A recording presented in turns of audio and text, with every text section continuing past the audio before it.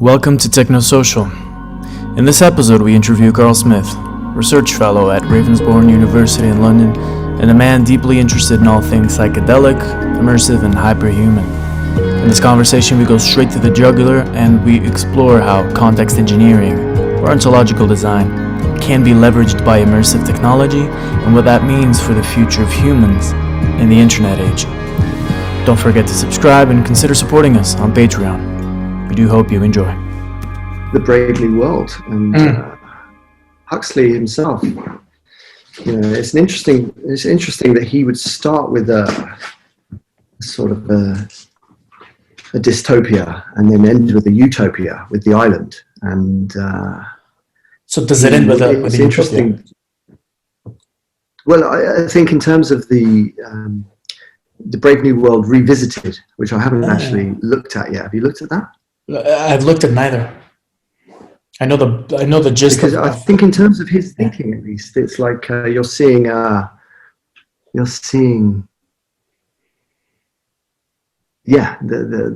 darkness and the lightness. But anyway, we digress. I think that the point of the TV series, which you must watch, is directed by Grant Morrison and his team. The interesting thing about that show is where we see the trajectories of ontological design headed, right? So we have the three principles. The three principles are: you are put in jail if you are monogamous. If you're monogamous, you try it, you're jailed.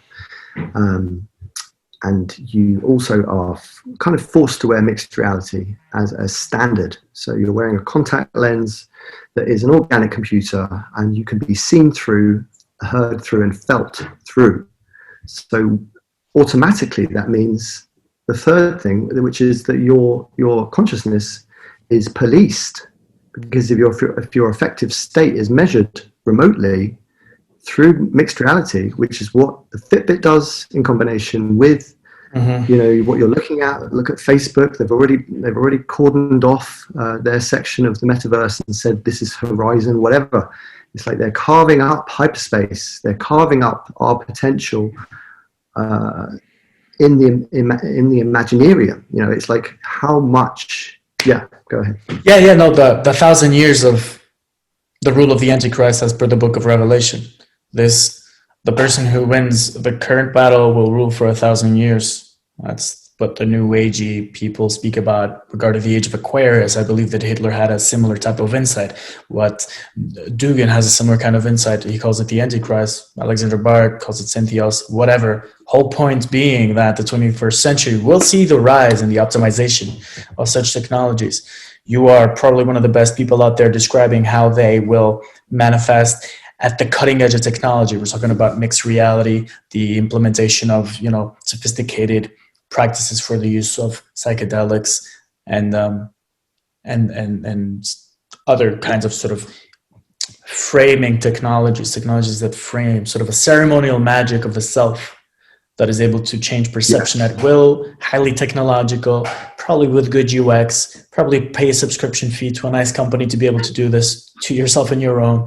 It's like, you want to build a cult, we sell you a cult for £99 a month. And that might be where it's headed. What I'm interested in, which is kind of complementary to what you were talking about, is that once the technologies for the creation of these cults, for the creation of this extreme multipolarity of belief in self, what are people going to invent, right? Because right now we're still speaking English. We still kind of share a sense of reality. If I say what's real and what's not real, we broadly agree. If I start to digress into a metaphor or a story, you kind of will understand. But I think there will come a point where the sense-making panorama is just going to be so burned. The mimetic scorched earth tactics used in Nuomahia in global war have gotten to such an extent that we will be left with no sky. And then let me jump in. Go ahead. Go. I want to jump in because it's so pertinent. We go back to being mycelium, right? We go back to that point where, like, you can have 57,000 different types of sex, right? There's certain species of fungi that have 57,000 different choices. not just binaries, not just like, so what does that do? And I think this is the paralleling of consciousness, which was ultimately what we were going to be doing, right? We don't want to just live in this life death. We want to make the triple consciousness, the quadruple. And I've already witnessed it in life reviews, where I'm jumping from a point of view in life to an extended IMAX field of view in death, where I'm able to experience everything from anyone's point of view, because I can go back into it and I can actually merge with anyone that I've seen whilst in point of view. So I had this experience of going instantly into a reverse. So episodes of my life where I was, so I would my life stopped and I experienced my life in reverse. So just imagine that for a second, what that happens as soon as you stop, but you're in your normal consciousness. Yeah. Right. The phenomenology of the life review is an incredible thing, because it's the closest we get to sort of understanding that life is just one possible thing of a million different types of existence, outside of existence, outside of, we've got to think multiverse, metaverse. We're building it in parallel. It's all parallel processing. And jumping from point of view to field of view is clearly what these technologies, these ontological designs, these ontological technologies are going to create for us. We are going to parallel process. We're going to be living in multiple places at once. We're going to be like mycelium, just like mycelium. And the best we can do now is to sense like a forest, is to understand that we are plex creatures, as Grant Morrison says. We are plex creatures. We are multiple personality disorders. The disorder is the point. When you're an omnipotent God, you inject amnesia into the system, because it's awfully lonely being a unitary fucking bomb. So you inject amnesia in, and that's the point. Amnesia, forgetting, like the flip-flop, coming out of you're in a boat, like Chris Timmerman. I'm going to hang out with Chris Timmerman on his boat tomorrow. And we have this amazing experience of like just being on his boat in Regent's Canal with all the imperial scientists, like sitting there in this crazy part of London where we're all like, you're able to sort of get this, chumping. I'm just all right. Here's to paraphrase Nietzsche. We have forsaken the land and gone to sea. We have destroyed the bridge behind us. More so, we've demolished the land behind us. Now, little ship, look out. Besides you is the ocean. It is true. It does not always roar, and at times it lies there like silk and gold and dreams of goodness. But there will be hours when you realize that it is infinite, and there's nothing more awesome than infinity. What comes to mind when you speak about the paralleling of consciousness? It feels like all these old conceptions of reality will get subsumed, if not in 10 years, in 70 years. They will go underwater. They're already on that process. What's going to happen to consciousness? We were saying about when we started the conversation about what does it mean to accept the mixed reality that's coming, right?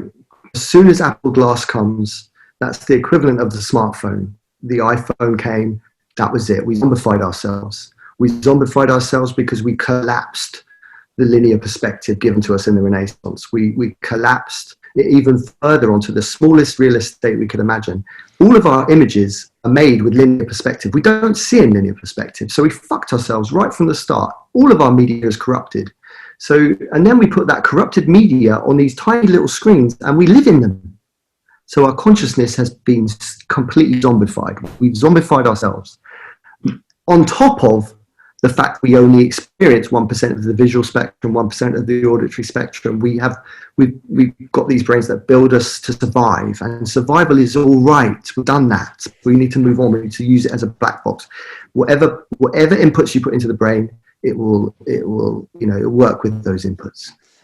The heroic message that comes to mind, because there is nothing else that we can grab onto other than the continuation of this phylum of the tree of life, stemming all the way through a golden thread to the beginning of the cosmos, which we have always done in every moment like this, is the following. It is to ride with it, meaning, what do you do when the world is invaded by ghosts? When the sins of our past are going to become manifest in front of us? There's a Tibetan, in the Book of the Dead of Tibet, I believe, there's a passage about the fact that we are going to be haunted by our sins and by all of these ideas and all of these things, and they will be existing in a field that is rhizomatic, that where up and down are indistinguishable, where life and death are indistinguishable, where it's kind of this mishmash, where it's like a dream state. Linear coherence breaks down. So what are you doing there? You have to become like a king who is able to go speak to the dead and recruit them, domesticate them, orient them, bar them, to create yourself, to design what they should exist within, to design the vessel. Otherwise you will be sort of dissolved in infinity. But being, as we come to understand it, goes beyond the structures that we're going to leave behind, goes beyond the bridge that we've burned and the land that we've left behind. Being is something that continues, that creates, that says yes and to the challenges of whenever some people talk about, we need to be careful about surveillance capitalism, and we need to be, of course we obviously do, but to be careful is what a dying organism dies. To manage entropy, to die a slow death, is like the middle management class of evolution. We are not that. We are kings, we are apex, but that involves sort of an interplay with madness, right? The magician kings, he who is afraid of lunatic asylums and the cemetery is afraid of power and will have nothing to engage with. So again, for me, Nick Land is the guy who talks about these haunting spirits. The other accelerationist dude as well, Mark Fisher. And for me, the whole point remains the one that intelligence, being, sentience, being in time itself, these are all categories that are undergoing a massive shift, right? Even linear time is not going to go feeding back into itself. We're going to design past, present, and future. I'm kind of rambling a little bit, but I just want to finish with one point, which is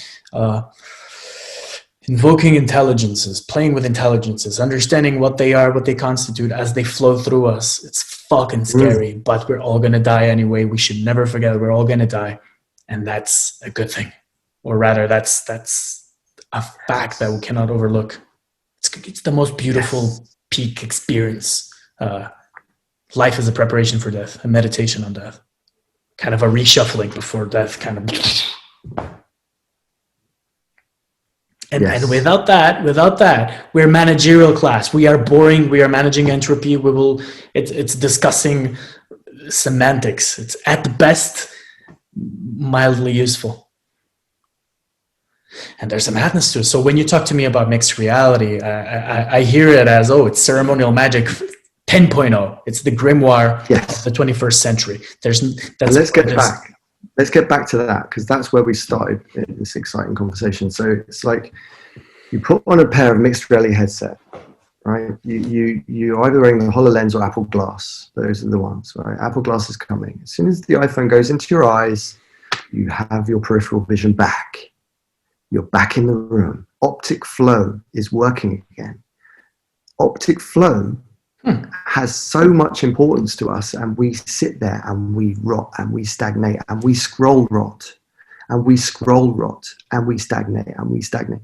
Suddenly you're back in the room. Mixed reality opens up the whole space. You can practice your peripheral vision just by defocusing your eyes, and your whole physiology calms down. If you stare into a whole 180-degree field of view, you're literally like, you're there again. You're back in the context. You're back in the container. You're back in the game. Instead of dying in the peak stuff, come back to your peripheral vision. And it's as simple as that. So it's this, we need to go down this hyperhumanist route where we regain our analog abilities, our understandings of our biology, understanding that our body is incredibly fragile and limited, but our minds are infinite. And mind creates matter. I think a horseshoe theory applies to hyperhumanism. the extreme hyperhumanism is its own demise. It's the Ouroboros place where it all ties back. Why? Because it's the point of its own dissolution as well. So when you take these communication technology paradigms, such as writing and then electric and then the internet, as per McLuhan, and you're adding something else, which is kind of this view of the genealogy of linear perspective, Renaissance, and then sort of the collapsing of the world into a 2D space, which is reproducible through the electric media, even of our screens, which we still live under. But you're saying that fucking reality is going to be upended by the inclusion of mixed reality. And field of view perspective, that's a good point. Exactly. You're back in, you know, look what happened with Pokemon Go. Everyone was running around motorways trying to catch fictional things in the world again. Yeah. We're so starved of being in the world. Once they release mixed reality with the no-touch solution, i.e., you're never going to need to touch another human, COVID-friendly, they're co-opting it. They're already co-opting it. The smart city developers in New York, you know, Naomi Klein, look at the new screen deal. I mean, she's all over this. It's like, the point is, when you wear mixed reality, and we will wear it because it's going to be so useful, and it will put us back in the world, and it will stop us zombifying ourselves, and it will give us greater peripheral, much greater awareness, which is consciousness. So therefore, like, what we're going to be doing is trading our privacy for our freedom. Yeah. Basically, because you think about this, right? Yeah, exactly. Yeah. Let me just take this go further. When you're in when you're in a mixed reality, right? You are scanning the environment. You're turning everything into 3D in as much detail as you can, right? So everything becomes a 3D model.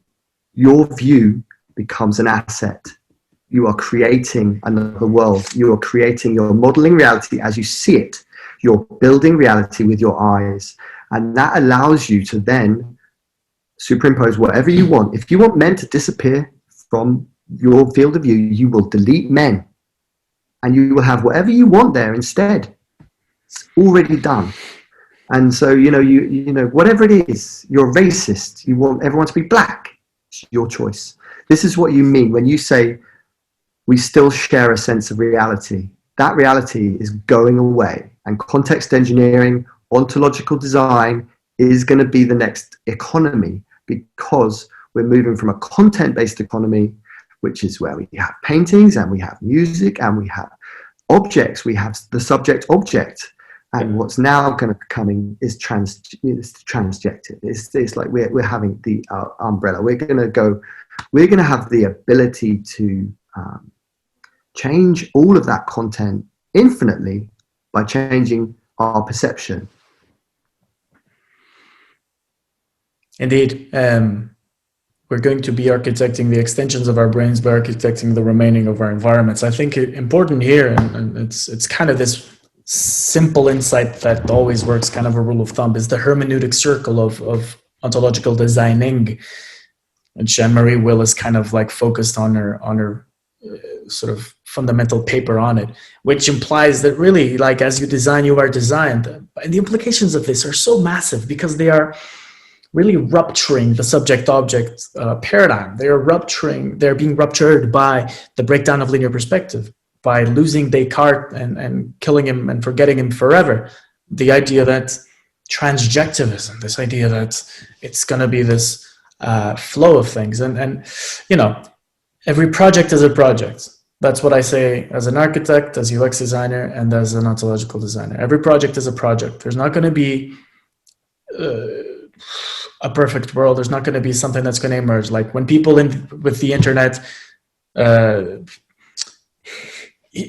like to map these ideas by their negative consequences. You need to flirt with dystopia. You need to get into your you need to tap into the negative potential, the Machiavellian potential of these technologies. Otherwise, we are blindsided by our own sort of mystical atavisms and mythological atavisms that people thought that the internet was going to be this wild west of pure information. It's Plato too, mixed with a little bit of Jeffersonian libertarianism. But, it's not quite like that. The whole point being that the negative things that one will be able to do with in such an environment are the testament to the proof to the working of the technology. And by doing so, it's like confronting the negative potential of this technology is like confronting its own ghosts, its own dead kings, our own dead kings through it. You know what I mean? Because that's what we're going to be seeing in there. So the sooner that we confront the negative things that are going to be done with it, the sooner we're going to understand it and rule over it. Otherwise, it's going to manifest as fucked up destiny in front of us, to paraphrase Jung, right? So magic is individuation. They're inseparable. And if the process of individuation is not really dealt with properly, it's going to, manifest in front of you as a undesirable destiny. Yeah, and you got it. And there's a lot of power to what's going to happen in the future. But yeah, then again, as we map it as a technology via confronting its negative potential, then we are able to talk about it and collapse it into our own frame of understanding. We're able to manage it, to grasp it, to manipulate it with our hands. We're able to give it a sort of human scale. Why? Because we're mapping us through our own shadows. It's like, if you have no mirrors, how do you see the shape of your body? Like, you look at your shadow. And that's kind of a similar kind of process that I think we're going to have to deal with. Otherwise, if we're only doing the positive half, then we're gonna, still be pulled by the leash of desire, pulled by the hook that is stuck to our libido. In other words, we will be chasing myths of which we are not rulers, but ruled by. Yeah. So there's a hermeneutic circle. It's having this. It is. It's having that circle. It's having the ability to understand your inner world in the quantified self sense that you strap on a Fitbit. You know how much you sleep. You know how much you dream. You know how much REM you get. Whatever you got the inner world, right? And then we have now the ability to measure what's going on in the environment. So what I see mixed reality allowing us to do is to, much like I can LiDAR scan a ruin and make a 3D model, which was the first thing I did out of university, was go to Iran and reconstruct the Palace of Darius in the middle of nowhere. So I'm LiDAR scanning this thing into life. But now, we can use mixed reality to give us the past back into our context, but we can also go underground and see the mycelium at work in real time, much like Marshmallow Laser Feast are doing with LiDAR scanning real trees and actually taking digital, getting digital twins of the natural world and understanding real intelligence, like seeing the mycelium share. As soon as they have an abundance, they will share, understanding it visually, this intelligence, not just in an abstract way, but seeing in real time under the trees, the root systems, the intelligence that is the mycelium have survived 5 mass extinctions, and we are causing the 6th. So how can we use technology to enable us to see that we are not important? We are not the important species. The important picture is underneath us, and it's completely working away around us, and it's like maybe getting rid of us, and it's like, yeah. Let me ask you a question.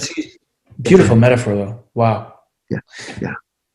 Symbolic currency. What is the symbolic currency that's going to translate all of this sort of underground knowledge? If we're going to stick with the subject object for a little bit, bear with me. So what's the, I can create objective symbolic currency, right? $1. But in terms of like my own subjective, internal, underground mycelia ecosystem, how can it be translated to you?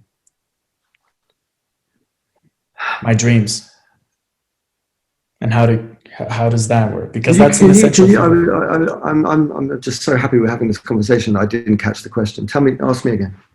So I was saying that symbolic currency. What's the symbolic currency that we're going to use to translate that, which is a little bit more on the subjective side of the spectrum? So money is kind of this abstract yet objective. A dollar's a dollar for me and for you. But like in my dreams, I might have an experience that really transfers a fuckload of wisdom. Maybe I've the mycelia at work within my economy inside of me have produced. I think you're right. The best currency will become like what lucid dream can you generate? Because in a lucid dream, you're generating the context and the content at the same time. That's why training in a lucid dream. So if you're doing Tai Chi in a dream, you have to apply gravity. You have to do all the extra work, the contextual work, as well as the content, as well as doing your practice. You're having to make sure you stay on the ground. So that's why they're four times more effective to do these exercises in liminal spaces that you can generate without taking drugs or without taking any technology. That's what hyperhumanism is about. That's what hyperhumanism is about. And holotechnica is the way to get to hyperhumanism. And that's what I'm going to talk to you about in terms of ontological design, which is what I was calling context engineering. Absolutely the same thing. Is just one part of what we're trying to build with this. And if you see Chris Backer's talk, Diamonds from Heaven, LSD, is an incredible protocol that he's written in this incredible 23-year journeys. He goes through, what incredible guy. He did 73 mega doses, so above 500 mics over 23 years, right? So 2 or 3 trips a year with his wife as a sitter. And he basically, it was like Iboga, right? This was like he basically continued his journey through those times. And it went from, and I will seriously paraphrase, he went from a personal journey of personal death and rebirth and understanding that he is being reborn many, many, many times. Then he went further into what he called the lake of despair, and moved beyond the lake of despair to the death of humanity as a whole. And then moved into Plato and moved into the archetypes and ended up like going through the archetypes, through Plato, and finding this other human, this new human, the hyperhuman, as I call it, no, as Heidegger called it, because Heidegger called the hyperhuman first. This is amazing. I have to share the film. He's done an amazing webinar on this, but he's also written an amazing book. And then he goes beyond, and then there's 5 more years to go of his journeys, where he goes into the absolute light, which is a different light to the lights that we experience. And I think that don't get me started on light and consciousness. That's beautiful. Man is a process. It's a bridge. It's not an end. That's what Nietzsche said. He's like the bridge between the Superman and man himself, or monkey. And another thing that I like to think about is here's an idea. What do people do with memes? They share them. One of the earliest instincts that humans have is kind of to share food, to share an experience. Here, have this food, and you have a relationship of eating it and tasting it and confronting yourself and transforming yourself by the consuming of, for example, the food, and shared rituals, shared experiences, culture. That's what culture kind of is the way that we co-evolve through memes. I think what we're reaching right now, this guy that you just talked about, he utilized LSD, and when he came down from that magnificent trip, he relayed that story, and you relate it as a journey, as I am here, and then I went there, and then I went there. He translated something so immense in the language of linear time, right? Bard has this really nice idea, because in nomadological time, before civilization started, time was perhaps more cyclical. It's the eternal return of the same. Every season is the same. The tribe is nomadic, and they do the same circuit every time. Time number 1. Time number 2 is like...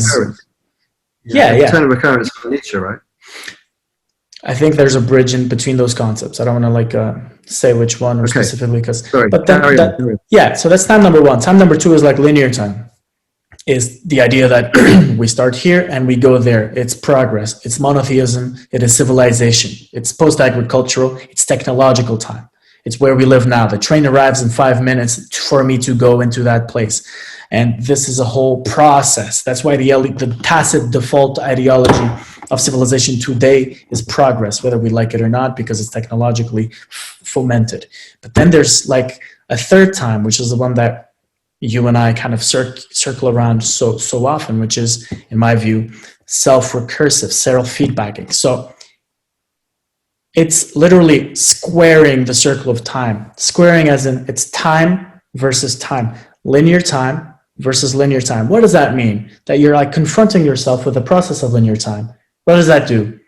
It kind of breaks the Descartes subject-object point of view. And you start to reflect that past, present, and future are a creative project in many ways. And you know this, right? You've seen your life go backwards and forwards. And I've got intimations creatively in my own humble way. But what this points towards is the idea that, shit, we actually steer this. It's like the gift of time is being given to you, and it becomes recursive, and it becomes sort of a self-feedbacking tool with which to design. And I mean design in this philosophical uppercase D Heideggerian sense, because it's like this to design, to be, to what is that question mark? A very big question. Let me give you an example of what we're trying to do. So this is an amazing project, right? So we've gone from like strapping, Cyborg Nest. I'll give an instance of an ontological piece of technology. So OD technology. We're talking about like the chip that gives you the north sense, right? You become a bird. You know where the north sense is. It vibrates every time you face. But it's something you have to wear all the time, right? This is like a chip, and it's a permanent thing. Whereas there's a belt that gives you this vibration, which apparently you can take it off after 6 to 8 weeks, and you will actually have this sense then, because it's a much greater amount of vibration, and it's a bit like stabilizers on the bike that then you remove, and you've got the skill, right? You take the technology gives you the skill, and then you move on with your own knowledge and your embodied knowledge. My friend, he says to me, I don't use the internet. I said, I go to the internet when I need a big brain. I use my own resources first, and I think that's a fair assessment. Where I'm going, I've lost my thread. Tell me what you think. Tell me where I was. What was the last thing we were talking about? But let me break something. Like you are you come at it from such a different angle that I do, or rather, we come to the same point from perhaps different angles, right? You are so connected and well versed on sort of embodied technology, intimate technology, the taking Californian positivism, techno-positivism, in a good way, and taking it into like its ultimate consequence. It's like go west, young man, times 10. With mixed reality, expand the fields beyond wherein humans will be liberated, expand them into the virtual, into the embodied technology, wherever, right? We're in the age of the internet, progress is going fast. And you're coming to conclusions, and obviously there's another side to your work, which is philosophical, psychonautic, which kind of gifts this techno progressivism with a certain magic, and that magic to me is so important. The way that thank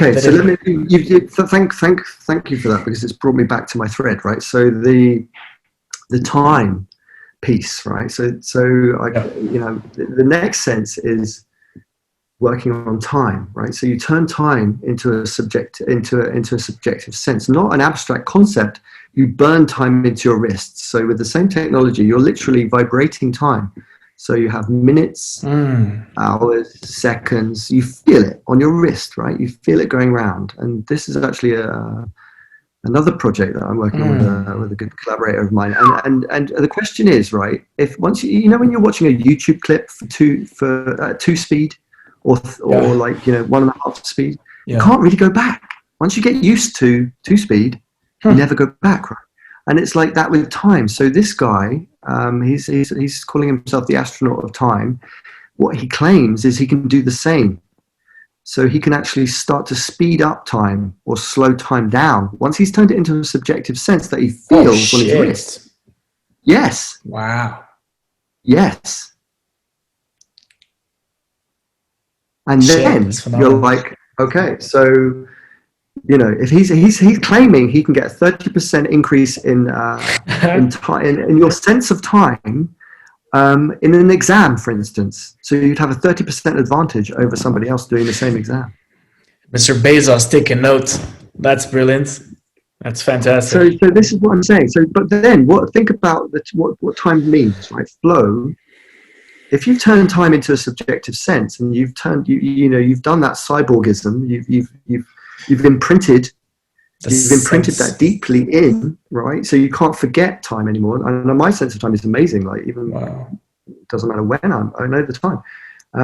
But then you really know the time, right? It's imprinted, it's burnt. And the early prototypes were burning him. So it was actually burning literally time into his wrist. And it's a human construct time, right? So what are we talking about here? Are we talking about the destruction of flow?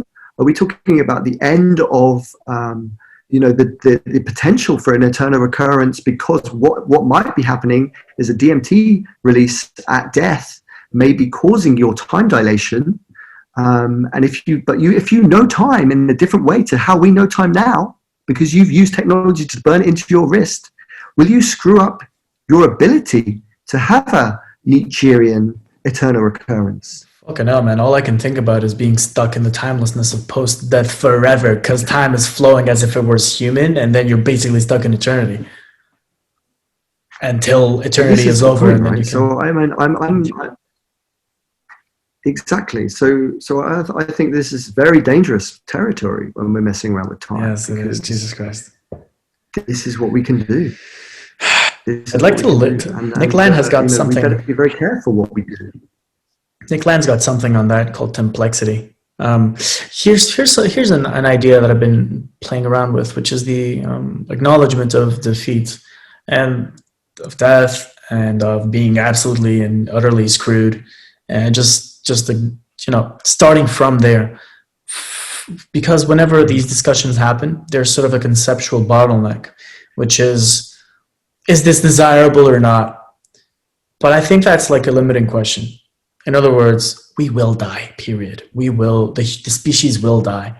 That's kind of something that, when I did psychedelics, is one of the most lasting impressions on me, was like the awareness of mortality of yourself and of the species as well. If you look to the far east, to the earliest, to the beginning of time, and if you look at the far west in the end of time, it's awe-inspiring because it's infinite in both directions, and it's like you feel like you're going to fall in each direction. All this to say that this embodied feeling has produced this idea on me, which is the idea that one should acknowledge defeat. There's a reason why the God of the West is a dead God, or rather the celebration of the transcendence of that death on the cross of matter. That acknowledgement of defeat, and not necessarily being stuck on, whether it is desirable or not, I think it's interesting. Why? Because if you're thinking if it's desirable or not, all of a sudden, you're 2 steps away from thinking with your dick. And I think literally, libido. And I believe that, let me just finish this thought. I think that in order to actually flow through the noogenesis or the phylogenesis or the next stage of the evolution of humanity, whether that means speciation, whether that means Noah's Ark and the deluge, whatever that means, the attitude that one must have must be the attitude of a king, of the possessor of master morality, of the possessor of a person who's confronted the angst of death somehow. And you know this because you've done a fuckload of psychedelics. So it's this idea that defeat is the constant and the starting point. It's called the fall for a reason, and that's kind of also it purports a certain higher level of heroism somehow.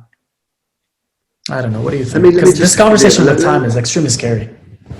Yeah, well, let me quote you. I mean, to just go back to this idea of transjectivity, right? So let us move beyond duality and non-duality to plurality, hybridity, and transjectivity, right? So we really need to understand that we need to destroy this subject-object. It's going to we happen. Need to go beyond. Even if we don't want it to, it will. That's my point. It will. Absolutely, your point. And I also think if you look at people like Zach Bush, who works in the OC, he's in those emergency rooms, seeing people die, and he's telling us those people that are being brought back from death are being are invariably saying, "Why did you do it? Why did you bring me back? I'm experiencing an expansion of consciousness right now. Don't fuck it up. Don't fuck it up." So I believe, and I've borne witness to this, that death is not the end. It's not even the beginning. This is the dress rehearsal we're in right now. And all these transhumanists trying to stay here haven't got a clue. This is not where it's at. This is just point of view. We're going to dive into field of view in death. And in field of view, we have access to everything we've lived in this life. So you break into a multiverse because you can go into any author you've ever read. You can go into any person you've ever been with. I think karma is whatever you've done to somebody that harmed them, you get to experience it as them and you at the same time, obviously. Because where there is no time, no space, where there is no time, there is just this ability to explore. We just add this following thing, which is why the do unto others as you would have others do unto you is actually similar to as we create our tools, they create us in return, which is kind of the way that transjectivity seeps down into 4 and 3D-dimensional reality. We perceive it as this hermeneutic circle. As I do, it is done to me. As I witness, I am the witness as well. But once we go beyond sort of this dimensional barrier, it gains another form, which because we haven't died yet, we can't really formulate. So we kind of we go beyond it, Daniel. We go beyond it by breaking linear perspective, by immediately we're not going to take photos anymore of the world. We're going to be taking 3D models of it, and therefore we make reality because we can turn anything that we have into assets, into deep fakes, into other realities. You will have Photoshop on the world, which are exchangeable and which can be designed with the purpose of designing people rather than the things in themselves. So exactly. the affective potential of architecture, of temples, of space is going to come to the forefront. The affective potential of experience itself and how it designs people is going to come to the forefront because you're going to be by angles, as per the book of Thoth, by angles, you're going to be interfering with that which lies beyond. In other words, here you do hermeneutic circles beyond whatever, like X, right? But you're going to be interfering with that X by virtue of these hermeneutic circles. That's the co-creativity of reality. That's squaring the circle of time. Exactly. And it's also this idea that, we're all seeking meaning, constant meaning, but actually it's being. It's all about being. Right? Yeah. Let's get rid of peak stuff, peak ideas, peak everything. Just jump into being. Jump into context. Sun behind you, bro. Yes. With a face, of course, with a face. Precisely. Wow. So what a conversation. But I also think if you look into Bernardo Kastrup, I'm not sure if you read or looked into his stuff, but he's talking about these dissociative alters between the non-duality and the duality, right? So we disassociate between, and this is why on Chris's boat tomorrow, I'll be going from the non-duality, it's all about memory and remembering. It's Yes, like it is. forgetting and remembering. So tell me about those altars. Altar with like a shrine. Mm-hmm. Tell me about that. Dissociation altar is like it's like a tulpa. This is his term. So the dissociative altar is what's giving us perception, is what's enabling us to experience reality. Perception is the dissociative altar between the duality and the non-duality. I mean, it's basically amnesia is at the core of reality, right? So we've written reality. We've written reality. We've made ourselves forget. We've injected amnesia. As we inject, it's let obvious. me tell you something. Yeah. It is. Yeah. It is monotheism, and the ego, as it is commonly understood. In other words, waking consciousness and reason, and the part of me that says, "Yo, I'm Daniel. What's up?" That is but one tulpa among many, if you will, but one shrine among many, which will turn to dust. But yet there's a purpose for it being enshrined.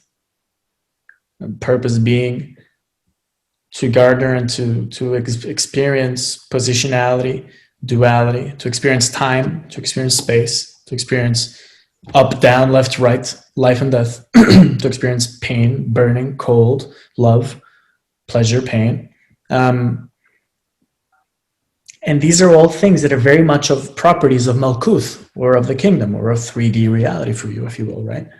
But obviously these affective states, that as they change, we enter into other things, and there's an interface with them. That interface is the hermeneutic circle. As far as we can tell from this side, from the other side, there's probably other ways to formulate it. And so that's why when you speak about these hyperhumanisms, I'm okay with that, because I know that like your point of view is not, you have that vantage point. There's a sort of formulation of the absolute from which you start to conceive of these things, which is not of the old millennials.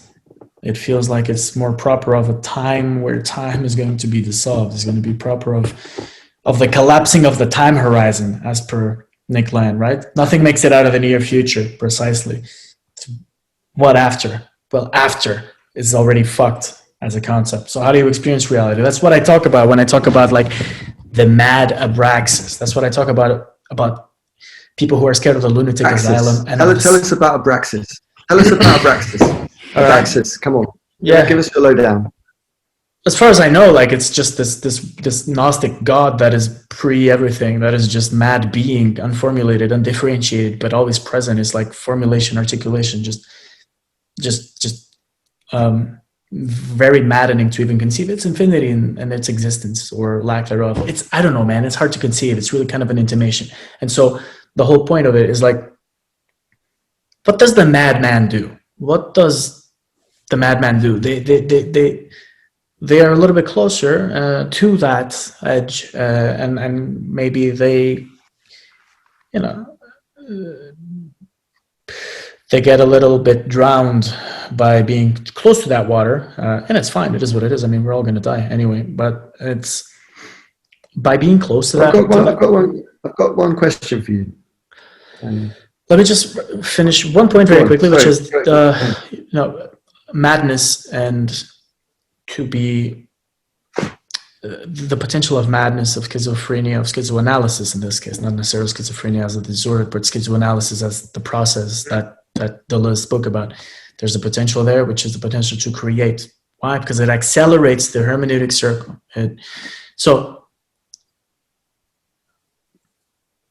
It kind of dissolves reality, really. Sorry, go ahead, ask the question. No, it's the question is, knowing our discussion about Brave New World, the vision that Grant Morrison's given it a bit of a kick. How do you see us escaping Brave New World as it is envisioned in that TV series, even though you haven't seen it? Brave New World is the escape. it's kind of this paranoid escape from the ocean of infinity. It's like, oh my God, it's so awesome. I cannot even fucking bear to look at it and to become the king that I'm supposed to by virtue of being incarnate. Therefore, I will just drug me, take me by the lead, deterritorialize me, daddy. Literally, take me by the fucking leash. What is BSDM? Other than that, other than the literal physical manifestation of the card 13 of the tarot, desire, it is that. Yeah. Because it takes a fucking king to take off the leash. Yeah. And we are here, and that's okay. I'm not like blaming people, but that's kind of the fucking paradigm, really. It's where libido, desire, and the interplay between ourselves and desire is what creates vessels, right? And have you made any sigils? No, I can't say I have. Only like in a very intimate, personal type way. Yeah. What I work on is kind of contemplating on the sigils, though. I do that. I contemplate on sigils and ideas and abstract things. Contemplate on them. That's a nice idea. Because it's really about what they do to me rather than me wanting to do something in the world with them. Into the world, I just pour hard work, but into the self, I pour contemplation. Because that's kind of how I see action at a distance. It's just switch the order of things. Yeah. Well, it's been a pleasure chatting. And it's meant to be probably a 10-minute chat. We've got to save some for the new Stoa series. But it's been a pleasure, my friend.